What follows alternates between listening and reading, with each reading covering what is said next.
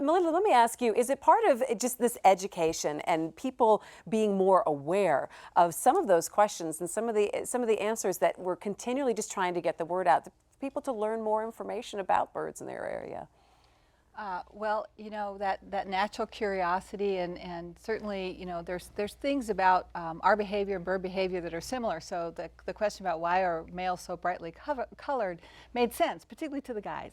And so there's some similarities, but there's lots of mystery about birds. And there are so many organizations nationally and locally and your nature centers where families can go and learn so much, and the best way is to get out and see them in nature. That's the best way to learn. John, did you want to jump in there? Yeah, I think we need people in this audience right here have a sense of wonder. Why is the male so brightly colored? Why did they choose that habitat? Where do they go? How many eggs do they lay in a year? All that sense of wonder. We need to pass that on to both children and adults, and then engage them in meaningful citizen science and stewardship so that they can be stewards of all of this. So it's a real challenge for us, particularly in an urban area. All right, let's head back to the audience and see what's on some of your minds. Who has a question that they want to? Do you have a question, ma'am, at all? I see you holding a card, so I say, she might have been writing a question down. What's your name? Rebecca Hagerman. Okay, Rebecca, tell us, what do you have on your mind? Well, I was really hoping that Dr. Doran would give us a little treat, and if he was willing to demonstrate a bird call for us here. I promise, Patrick, this was not a plant. She was not a plant in the audience. Thanks so much, Rebecca, because now I want to hear this. You guys have any good bird calls that you do? I bet you've got to have one or two. I have a wonderful app on my smartphone. Oh. That doesn't count, Sharon. I told my daughter I would do a chickadees call today, and as you know, the chickadee, does everybody notice the chickadee says cheeseburger? You didn't know that, did you? I can't do it while I'm laughing. I'll work on that later when I'm not laughing. So this will be in the next reel of Great Lakes Now Connect bloopers. I'll record some of those and get them to you. I think. But while you're thinking about doing your bird call, I want to direct this question maybe to. There we go. Beautiful. Oh, yes. Beautiful. I want to direct a question to Melinda. How do we reconcile all of the advancements that we have in technology and all the buildings, and maybe even some of the things that we are trying to do, environmentally sound practices like wind turbines? How do we reconcile those things with birds, and do they cause any threat to the bird population at all? You know, it's a really good question, and it starts from, you know, urban planning, you know, landscape scale planning and the advances there, and thinking about how you incorporate green into your landscaping.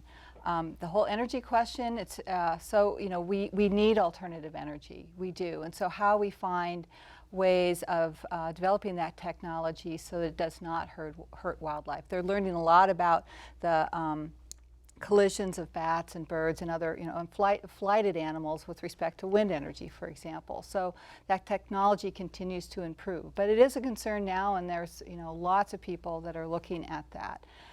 Buildings, there are new designs coming out all the time, new types of glass, new angles that do not attract the birds, but actually prevent them from not recognizing it as a hard surface. So I think what's the good news is that we recognize we are creating problems for these birds and that they are correctable. Okay. I'd say that Does someone want to add? Go ahead. the root of it partially gets back to that wonderful science video we saw about understanding where birds congregate, where they migrate. And once we have that information, then we can start to do things like properly site certain energy technologies or properly site the urban and the building and the planning type things. We obviously need our buildings and we need our urban centers, we need our energy sources, but the question isn't yes or no, the question is how and where and when. Okay, let's try to get somebody else in the audience. Does anybody else have a question?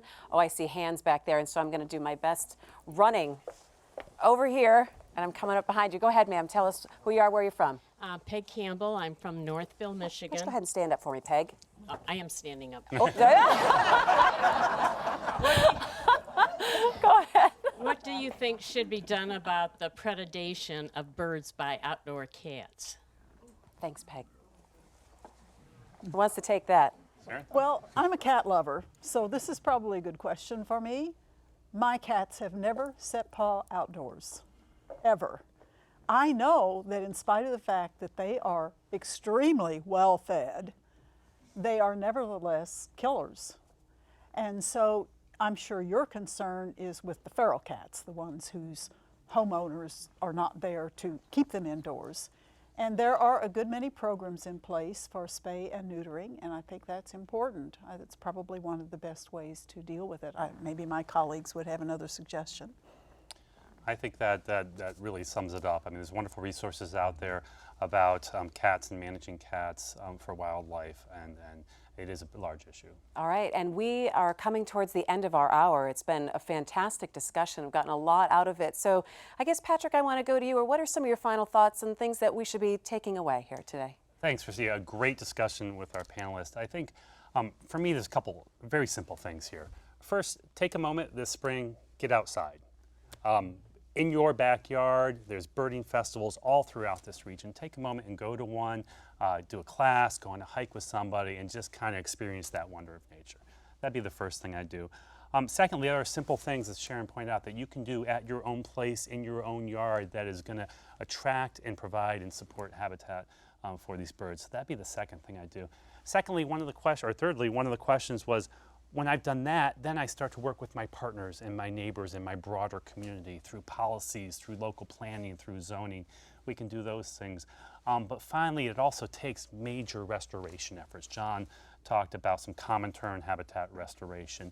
We've seen restorations in western Lake Erie that are on the orders of 10 or thousands of acres, and we need to get to that point as well. So thank you very much, panelists. Thank you very much, Christy, and the audience. It's been a great discussion. It has been a great discussion. Our thanks to Patrick Doran, all of our guests today, and of course our studio audience, and to you watching along at home. Birds are a priceless part of our heritage, and we hope today's program has inspired you to learn more about migratory birds in the Great Lakes and to share that information with your friends. Make sure you go to greatlakesnow.org for more stories and to learn more about the Nature Conservancy and their work around the Great Lakes Basin. For all of us at Detroit Public Television and the Nature Conservancy, I'm Christy McDonald. Thanks for joining us for Great Lakes Now Connect. We'll see you next time.